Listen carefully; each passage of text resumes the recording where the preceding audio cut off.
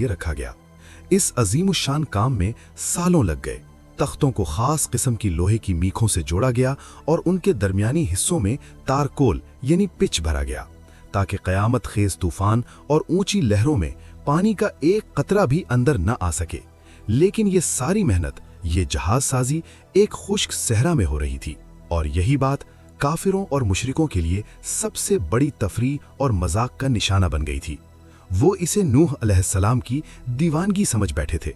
जब कौम के मगरूर काफिर सरदार और रईस लोग इस देव हैकल कश्ती के पास से गुजरते तो वो हजरत नूह अलैहिस्सलाम का शिद्दत से मजाक उड़ाते।